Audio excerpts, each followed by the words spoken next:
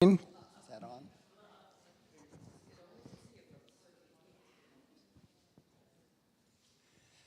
Welcome to Cedars.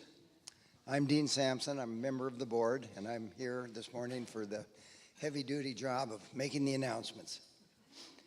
First of all, yesterday afternoon, there was a really nice gathering at the Cedar Center for an informal get-together of everybody that could attend. It was well attended with a wonderful array of cookies and other goodies. And if you notice on the table back there, there are a whole bunch of those cookies and other goodies that we encourage you to enjoy after the service.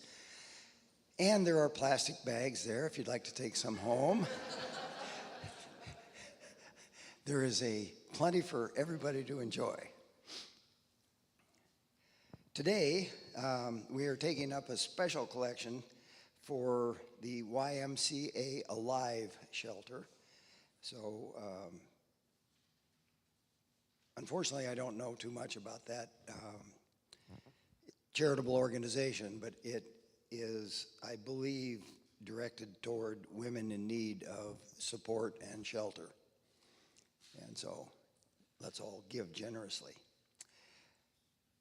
This Wednesday, December 13th, the Spiritual Writing Group will be meeting at the Cedar Center, 5 p.m. The theme for this gathering is Reviving Spiritual Traditions. And on December 24th, which our Christmas Eve service, here at 6 p.m., an evening service. And yes, this is the note here, our first year back inside for the candlelight service since 2019. Yeah, another example of the disruptions we all suffered through with the pandemic. So these announcements, except for about the cookies, are in the order of service. So if I've not made myself clear, it's all here. Thank you.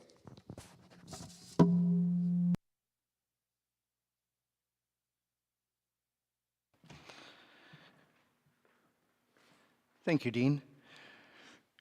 Jenny will share more about the YWCA Alive Shelter when we prepare to take up the offering, so you'll get to hear a bit more about the work they do.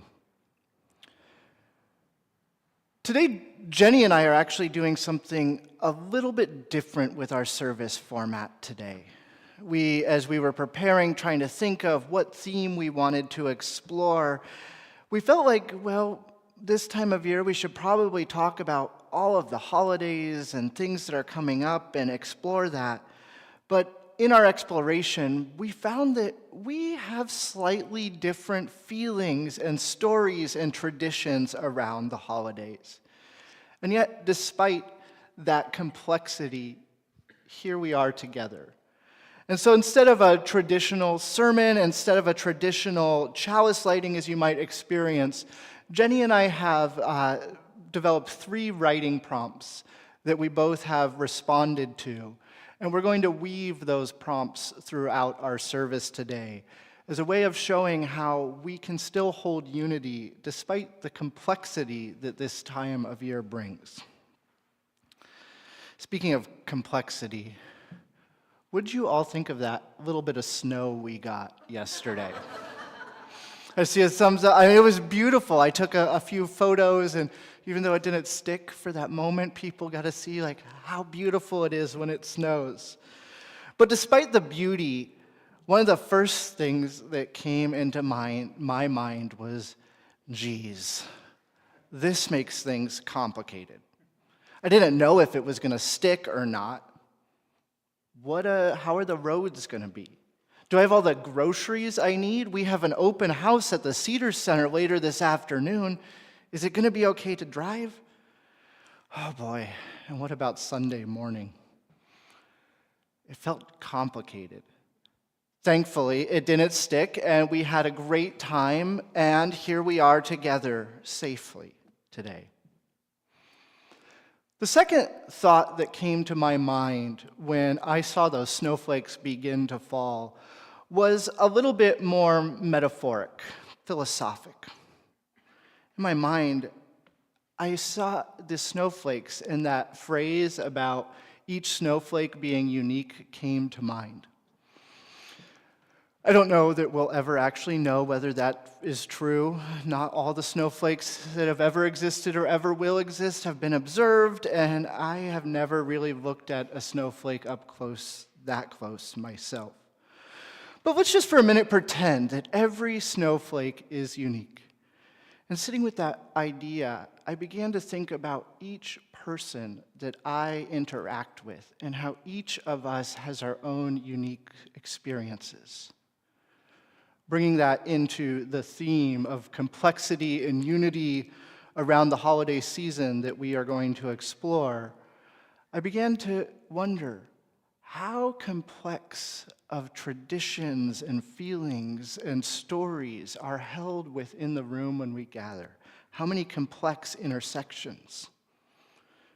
I don't think we'll ever fully know, but it's there. Today, we are going to continue exploring this complexity, but before we do, I want to invite all of you to take a moment to greet one another. But in the spirit of our writing prompts, I'm going to invite you to together turn to your neighbor and take a minute or two to reflect on this question. Every year, or this prompt, every year as the holiday seasons approach, I feel blank.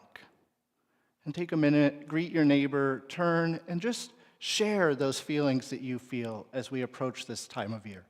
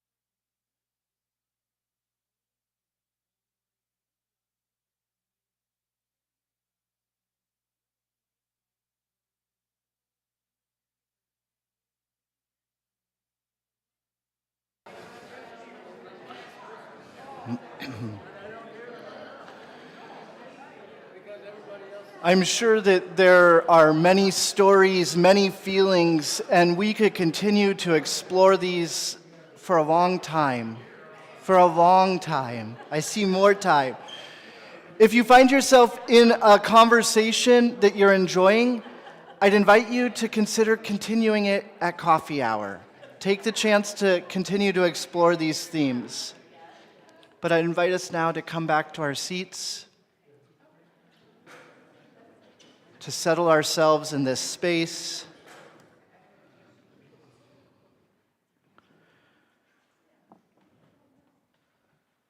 We come from many places and perspectives and experiences, gathered together as one strong body in this place to question and seek to understand, to see and be seen, to seek out that which gives our life meaning. We seek to revel in our uniqueness, in our diversity, celebrating who we are and how we are in relationship with the larger whole. In the spirit of this gathering, I invite you to take a breath with me.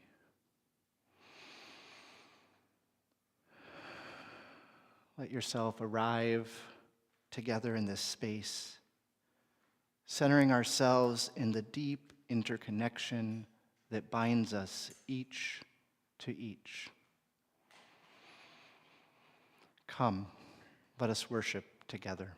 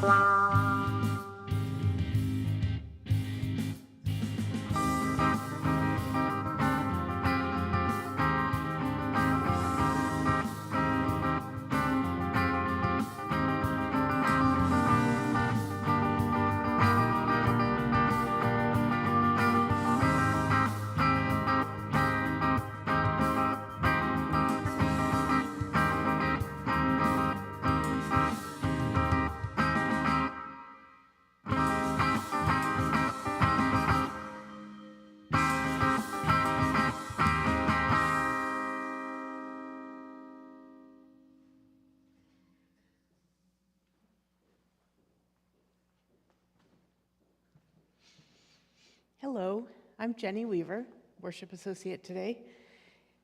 And along the lines of what Zachary and I talked about, here is my first prompt, which was,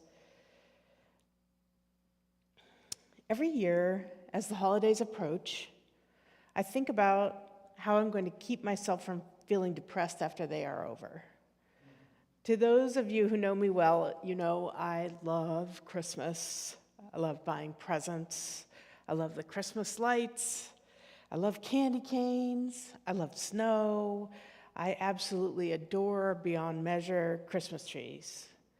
I love the story of a newborn life bringing hope and joy. I love our handmade Christmas ornaments. And when we hang them on the tree, it's like visiting with old friends. I throw myself with abandon into cookies and carols and Christmas stories.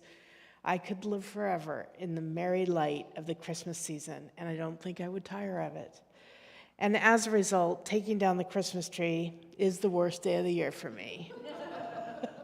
There were years when I openly cried on the day we had to put away the decorations, and years when Tyler had to take down the tree because I couldn't bear it. But I've come a long way. One of the things that helps me now is that we started a new tradition of what I call winter tree.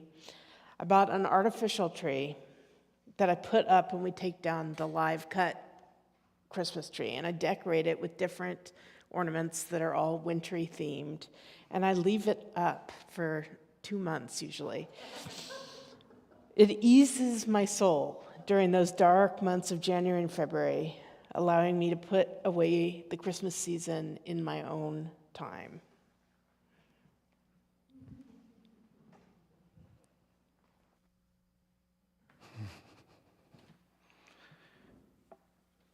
I love winter tree. Every year as the holiday season approaches, I get a mix of emotions. I mean, I want to get excited. I want to get excited as so many people I know, but it's just not that easy. I'm not someone who likes to make a big deal out of most things. Many years I don't even celebrate my birthday unless Elliot, my husband, makes me. Most holidays in my personal life go by unmarked. I like special occasions, but not necessarily holidays.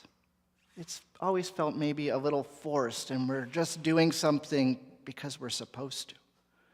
I know not everyone feels that way, but for me, as I start thinking about the holidays and my orientation towards them, it just starts feeling like so much work. It's such a big deal. The decorating, the food, the presents, and all the traditions and feelings that can come with it. This year, Elliot is going to be in Texas during Christmas, which is a little bit sad, but also the first thought that came to mind when I realized that was, good, I don't have to put up a Christmas tree. Maybe I'll get a winter tree. It just all seems like so much work. And that's before I even begin thinking about work. Getting the candles ready for Christmas Eve, writing the service, coordinating the music, working with Fran, who I love, but it's all so much work. And it can leave me just thinking about it, feeling a little exhausted. But despite that, here's the thing that I have come to love about this time of year, about the holiday seasons. I love the holiday season because so many people that I know do. Today, we dedicate the lighting of our chalice to the hope and possibility that we can find unity and togetherness, support and comfort in all the complex feelings, relationships, and traditions that this time of year brings with it. I invite you now to join as we recite the chalice affirmation printed in your order of service. As we come together to worship, we remind ourselves to treat all people kindly because we are one family, to take good care of the earth because it is our home, and to live lives full of love and goodness because that is how we all become the best that we can be. I now invite Alan forward to lead us in our first hymn of the service, hymn number 298, Wake Now My Senses.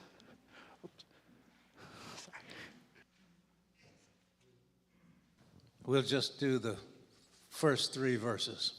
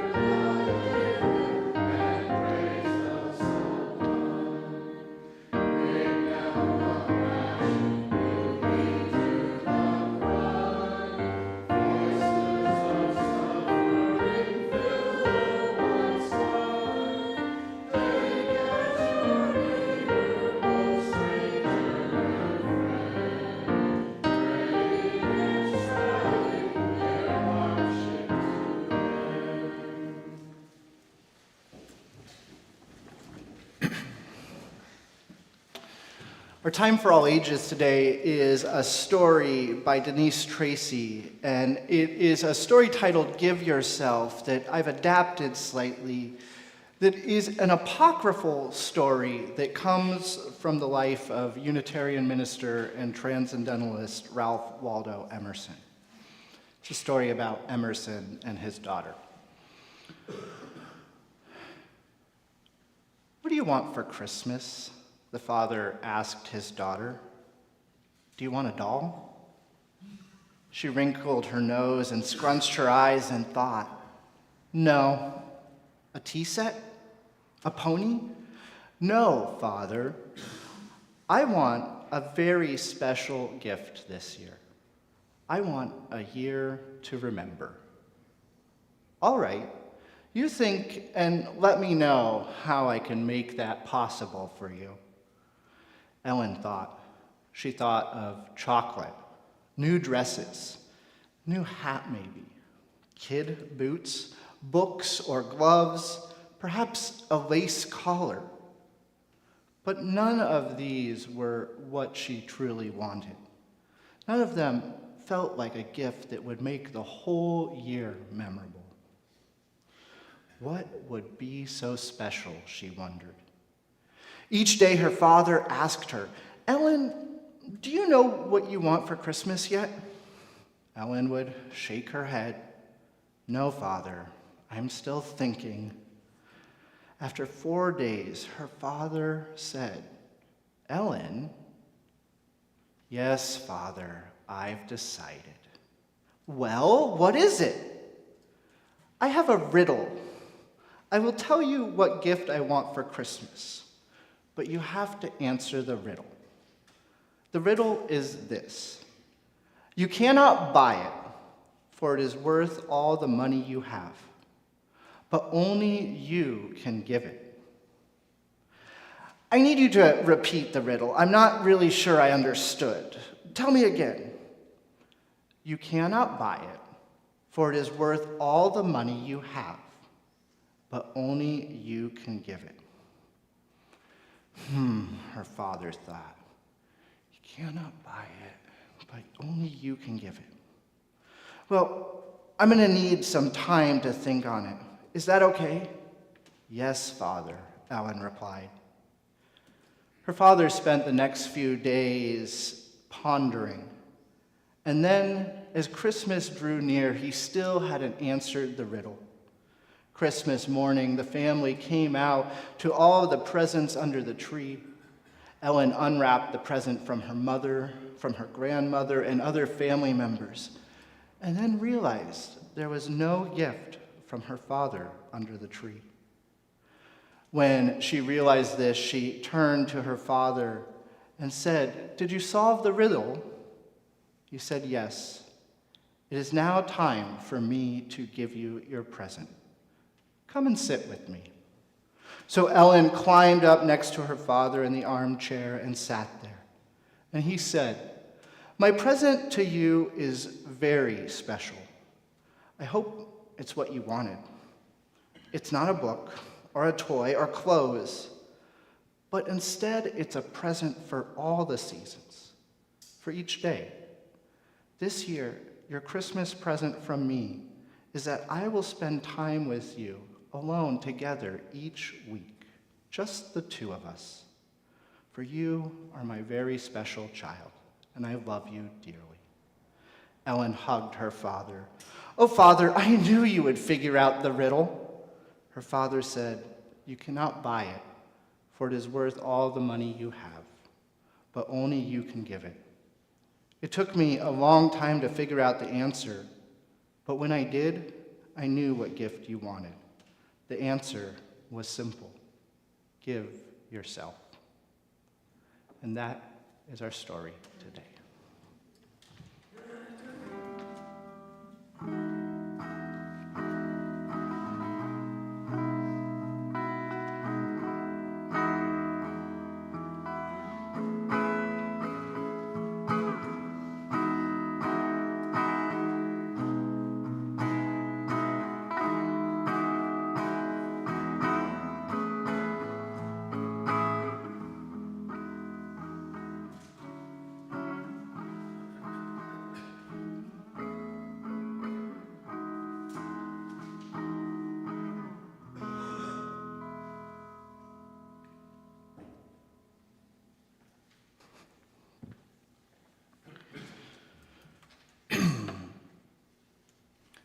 My favorite holiday season that I remember from my childhood was the year that it snowed on Christmas Day, and I got a laser tag set. Maybe it sounds a little lackluster to some of you, but as an 11-year-old boy, it was the coolest Christmas ever. It was magical. After breakfast, I remember picking up the phone and calling my few friends who lived nearby. I took some old bread bags out of the cabinet and put my feet inside of them before shoving them in my boots, as you do when you're not used to living in a snow climate. Soon I set out and met my friends Jerome, Kyle, and Jason. The four of us were notorious for playing together. We built forts in the woods and oftentimes just were outside for the whole afternoon. This day was no different. We found a place, a house a few doors down that was someone's summer property, but had a really cool yard and tree fort, which isn't a super safe thing to play on in the snow. But we put the laser tag set on and spent the entire afternoon throwing snowballs, playing laser tag, until we were soaked through with sweat, hot and sticky and exhausted, and ready to go home and eat. As an adult, I feel a little bit of a tinge of sadness or maybe awkwardness when I think about this being my favorite holiday season. It really had nothing to do with the holiday itself other than I got laser tag that Christmas morning. But really for me, what stands out was how this was a memory of being carefree outside with my friends. Simply being and playing a game of laser tag. I think the tinge of sadness comes in recognizing that in this memory, my family isn't present. Those holiday traditions aren't the things that I call to mind. But still, I can't help but remember that is the best holiday season I had growing up.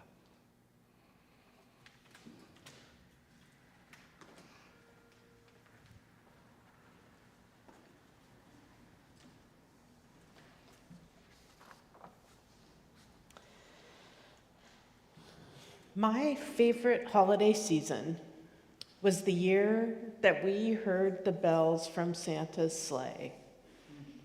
My kids were 10, 7, and 4, and Christmas was a magical time for all of us. I think one of the reasons that I love Christmas so much is that when I was young, I lived in a foster home, and Christmas was a painful, lonely, and dark time of the year for me. Having my own children awakened my inner child, and I loved watching Christmas movies with my kids, making gingerbread houses, and feeling their joy at the magic of Santa Claus. I also felt a little conflicted, but mostly excited. That year, as the children and I lay in their bedroom, as they tried to go to sleep, we heard a sound outside. It was faint. What was it? It was sleigh bells. It just so happens that my husband, Tyler, wasn't in the room with us at the time. Elliot, age 7, on the upper bunk, cried out, "Santa just passed by our house because we weren't asleep. Quick, everybody go to sleep." I reassured him that Santa would come back. And like I said, he was on the top bunk, and James, his little sibling, and I were on the bottom bunk.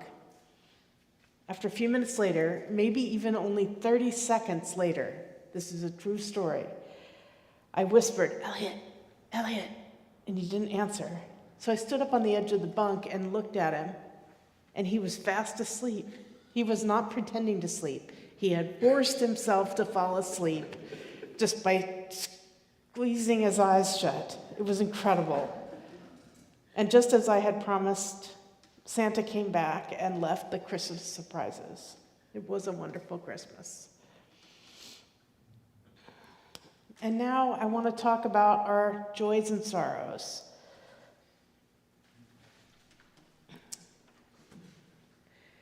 This is a time that we share with each other joys, significant joys or sorrows in our lives. If you feel so called, come and share us your joys and sorrows. Pour a little water for any joy that you would like to share, or drop a stone in for a sorrow so that we can help you carry that.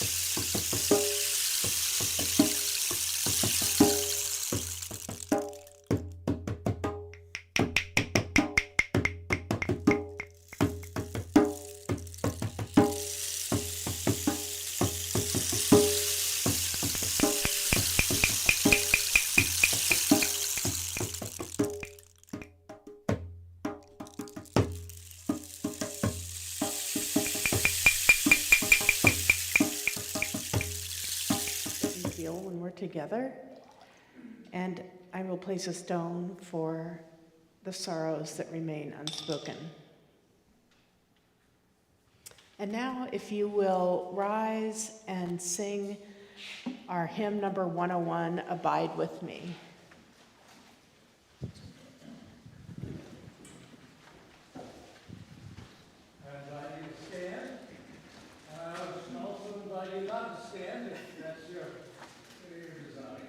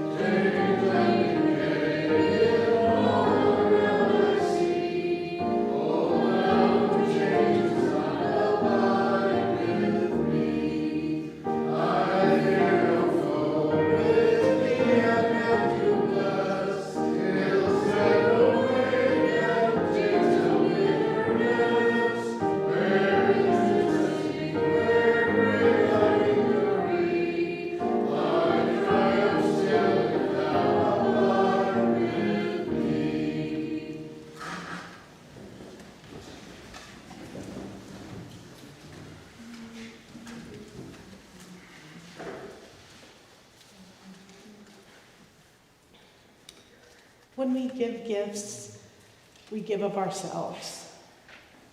When we have a special collection, we show our organization that we have chosen, our support financially and spiritually.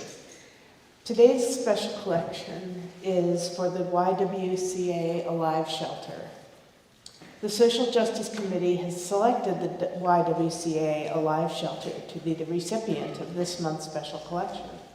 The YWCA Kitsap County is dedicated to ensuring the personal safety, rights, welfare, and dignity of those who experience domestic abuse, while building partnerships and increasing community awareness to create positive social change. Your gifts will support their services, including emergency shelter, supportive housing, legal advocacy, support groups, and education. Will the ushers please pass the baskets?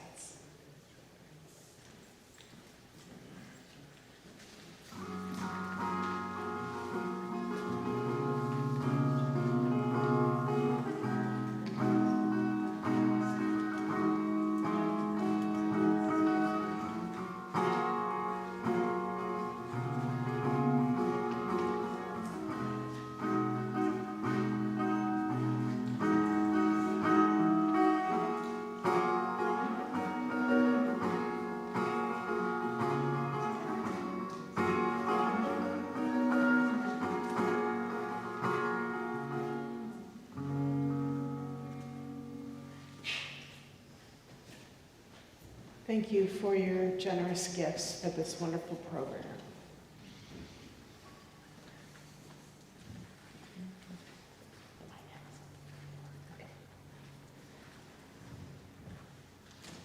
For our final prompt,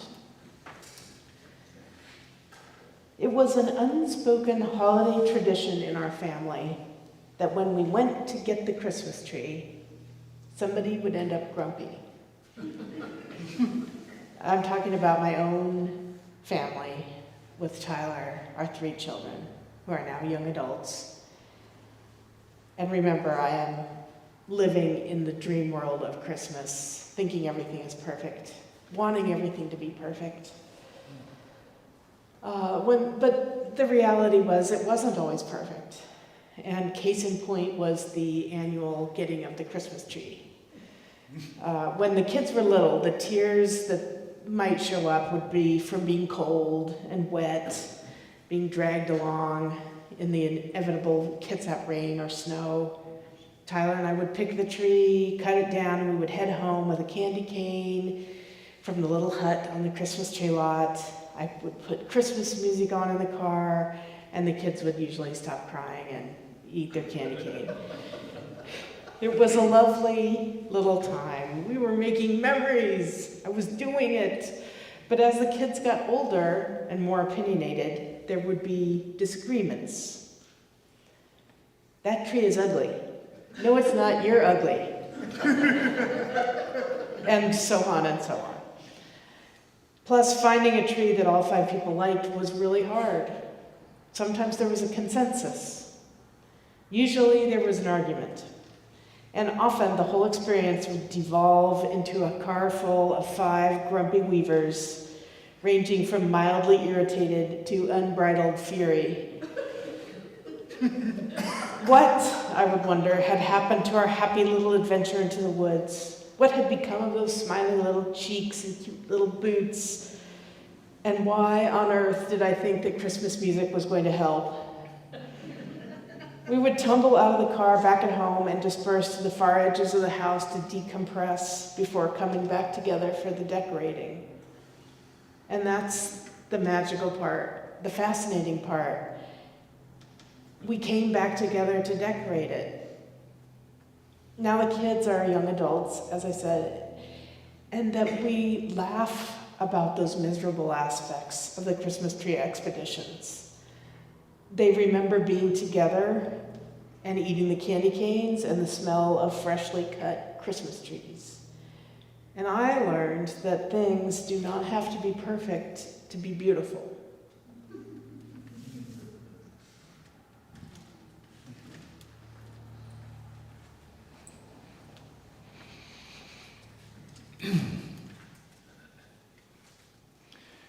It was an unspoken holiday tradition in my family that every year someone had to call 911.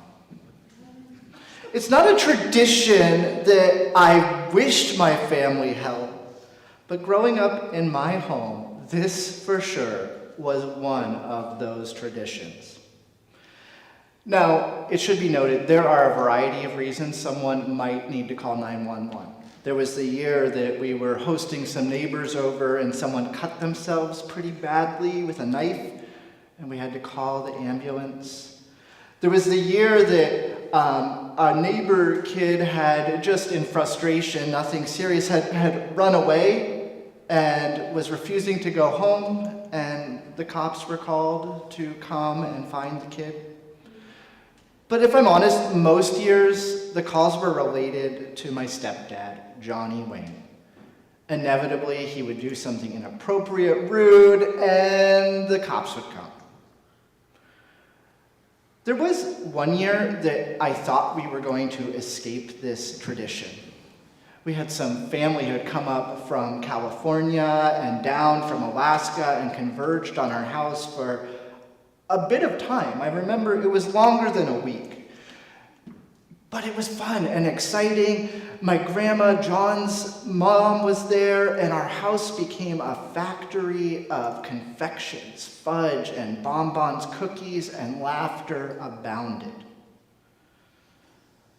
That was until my stepdad, Johnny Wayne, and his sister, my Aunt Michelle, got into an argument.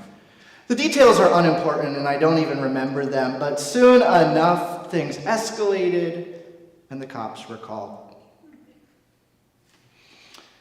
We lived in a pretty rural area, and it took some time for them to get there, and I can imagine there was a lot of things probably happening, and few people on duty on Christmas Eve.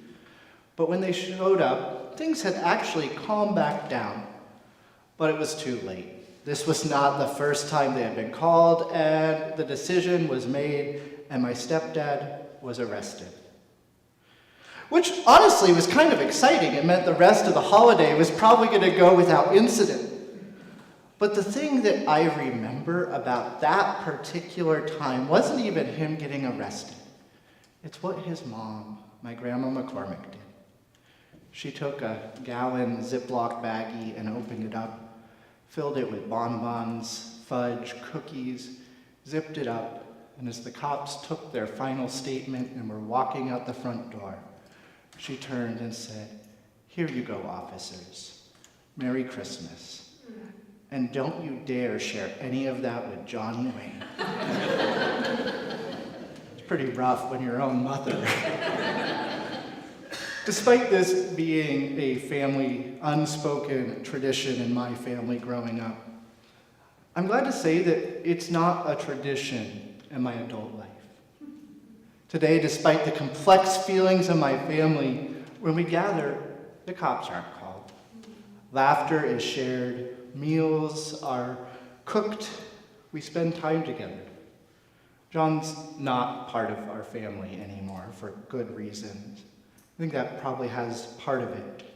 But even beyond my family of origin, in my relationship with my husband, with my in-laws, with all of you, we show up, we're respectful, we hold the complexity of the seasons, the emotions, with care, with compassion, with love for one another.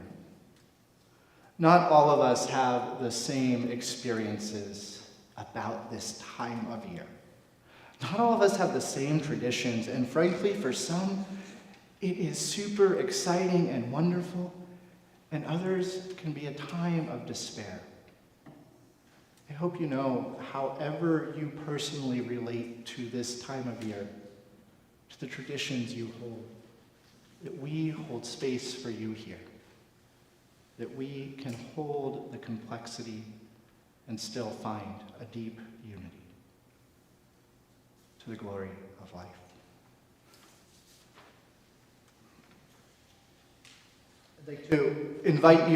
I'd like to invite you to rise as you are willing and able, as Alan leads us in our final hymn of today's service, hymn number 205, Amazing Grace.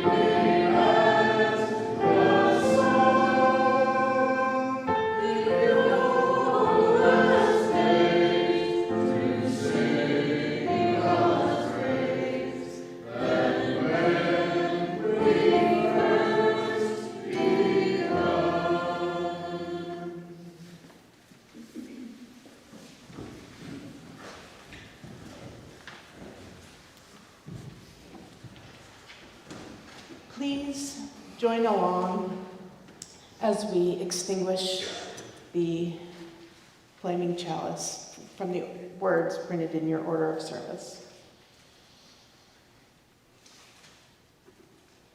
We extinguish this flame, but not the light of truth. We extinguish this flame, but not the light of truth. The warmth of community or the fire of commitment. The warmth of community or the fire of commitment. These we carry in our hearts until we are together again. These we carry in our hearts until we are together again. May we leave this time with our hearts full, knowing there are many ways that we have been shaped and continue to shape the world. And in knowing this, commit ourselves to being a force of love. Our service today has ended, but our service to the world and one another begins anew. May we go forth in this spirit. Amen.